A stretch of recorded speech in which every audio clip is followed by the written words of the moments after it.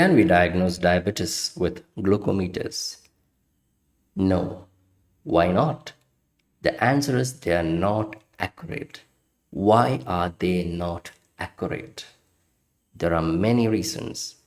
Let us make it into two categories for convenience sake.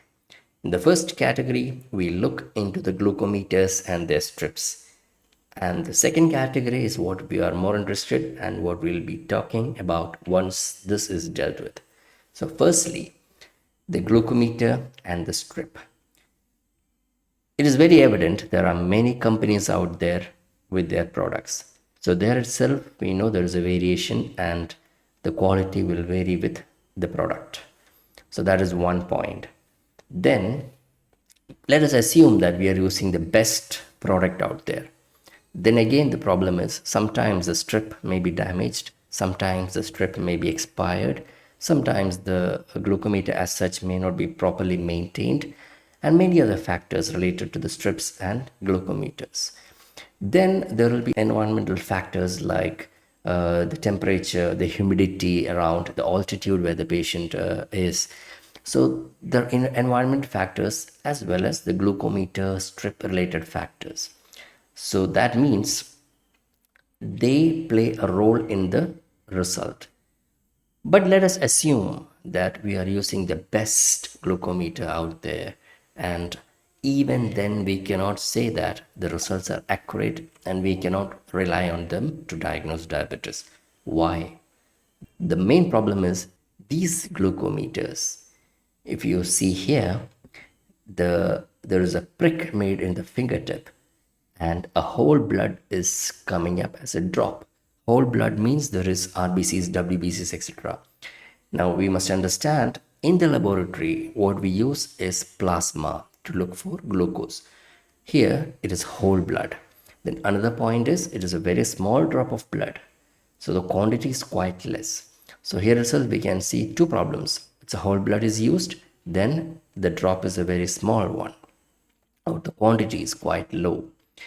Now, the main problem is even though we are using whole blood in the instrument is calibrated in such a way that the result is given like they are measuring glucose in the plasma. That is, these meters are calibrated to give results as though they are measuring glucose in plasma. Even though they are measuring glucose in this whole blood, they are calibrated to give a report in plasma. So there we can see a big problem. We are using one sample in an instrument and that instrument is designed and calibrated to give a report that is in a different kind of sample. So that itself is one of the biggest problems with this method. Then let's come to the first thing that we mentioned, whole blood. What is the problem with whole blood?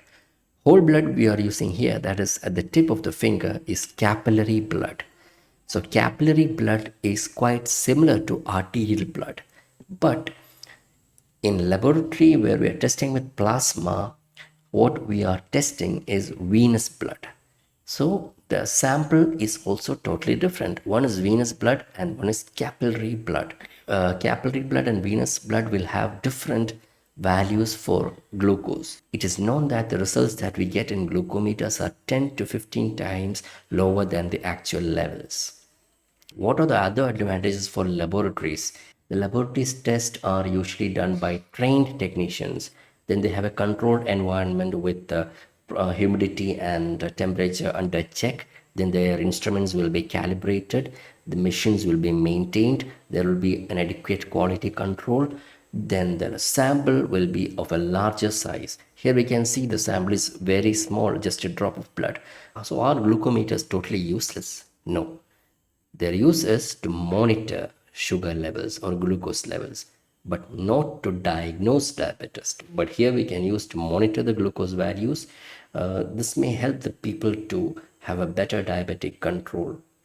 So that is it. Thank you for listening.